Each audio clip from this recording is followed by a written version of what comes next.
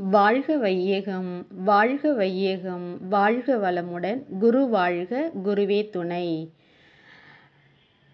குருவின் துணையோடு டாக்டர் அழகர் ராமானுஜம் ஐயா அவர்களின் தெய்வீகமான சிந்தனை. வணக்கம் இறைவா. இறைவனோடு ஒரு உரையாடல். வணக்கம் இறைவா. பகுத்துணர்வில் தொகுத்துணர்வு பண்பாட்டை உயர்த்தட்டும் என்று என் குரு கூறியதும் நினைவிற்கு வருகிறது இறைவா. நீ எல்லோருக்குள்ளும் இருக்கிறாய், எல்லாவற்றிற்குள்ளும் இருக்கிறாய். ஓரிடத்தில் இருந்து இன்னொரு இடத்தில் இல்லாததையே பார்த்து பார்த்து பழக்கப்பட்ட என் கண்களுக்கு எல்லா இடத்திலும் இருப்பதை பார்க்க முடியவில்லை. உன்னை தவிர எல்லாவற்றையும் நான் பார்க்கிறேன்.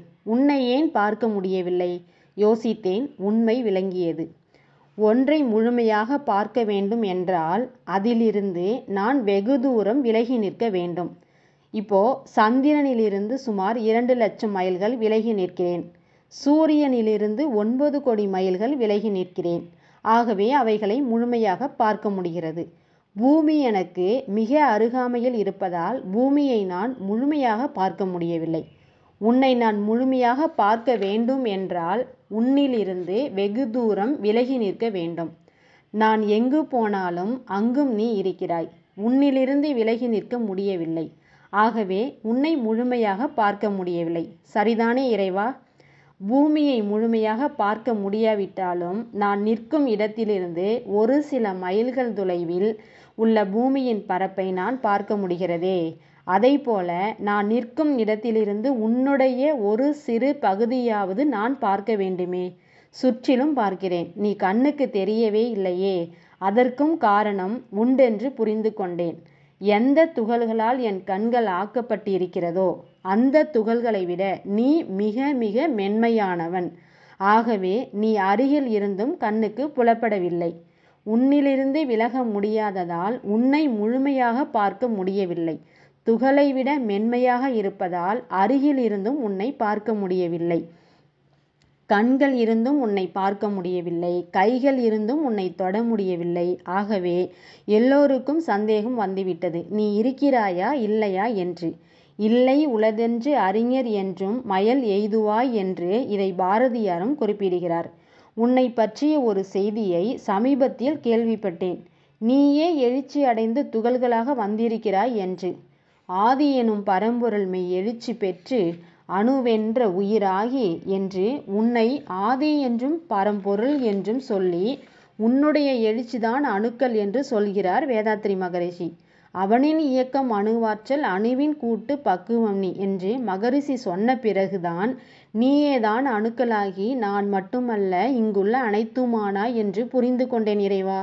எல்லையற்ற நீ எல்லையுடைய பொருள்களாய் பஞ்சபூதங்களாய் உயிரினங்களாய் தன்னைத்தானே மாற்றிக்கொண்டாய். எல்லா அமைப்பிலும் இருக்கிறாய். ஆனால் கண் காணாதவாறு மறைவாக இருக்கிறாய். யோசித்து பார்த்தேன். எல்லா அமைப்புகளிலும் அது மரமாக இருந்தாலும் சரி, மனிதனாக இருந்தாலும் சரி, கண்ணுக்கு தெரியாமல் மறைவாக இருப்பது எது? அறிவும் ஆற்றலும் தானே. ஆகவே நான் தெரிந்து கொண்டேன், நீ அறிவாகவும் ஆற்றலுமாகத்தான் இருக்க வேண்டும் என்று. வணக்கம் இறைவா. எப்படி சிக்கென உன்னை பிடித்து விட்டேன் பார்த்தாயா? உன்னை பார்க்க முடியாவிட்டால் என்ன, தொட முடியாவிட்டால் என்ன, உன்னை என் அறிவில் உணர்ந்து விட்டேன். நீ மறைவாக இருந்தாலும் உனது இருப்பை தெரிந்து கொண்டேன் அல்லவா? ஜெயித்தது நான் தானே. ஆனாலும் ஒரு நெருடல் தலைவா. எப்படி எல்லையுடைய நான் எல்லையற்றதாக உள்ள உன்னை ஜெயிக்க முடியும்? யோசித்தேன். வந்துவிட்டேன் ஒரு தெளிவுக்கு. நீயேதான் துகள்களாய், துகள்களின் கூட்டு நான். அப்படியென்றால் நீ வேறு நான் வேறா? இல்லையே. மறைவாக உள்ளதும் நீயே, அதை தெரிந்து கொண்ட நானும் நீயே. தவத்தில் நிலைத்து என்னை உன்னோடு சமப்படுத்தி கொண்ட நிலையில் கடலில் கலந்த 6 கடலாவது போல நான் நீயாகிறேன். நான் நீயான நிலையில் ஜெயித்தது நான் அல்ல, அது நீ. இறைவா மன்னிக்க வேண்டும்.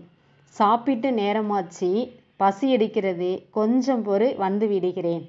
ஈசனே தானாக உணர்ந்த போதும் எழும் பசியை உணவால் தானே போக்க முடியும் என்பதும், ஆத்துல நின்னு அரோகரா என்று சொன்னாலும் சோத்துல இருக்கு சொர்க்கலோகம் என்பதும் தவிர்க்க முடியாத யதார்த்தமான உண்மைகள் தானே.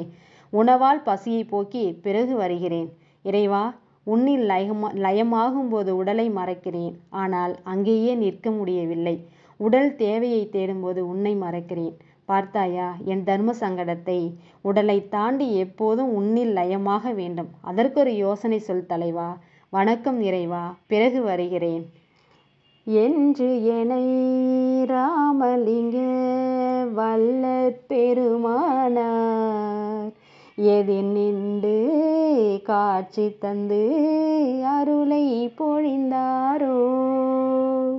அஞ்சு முதல் உடல் உயிரோடு அறிவை அர்ப்பணிக்கே அர்ப்பணித்து விட்டேன் என் வினை தூய்மையாச்சு.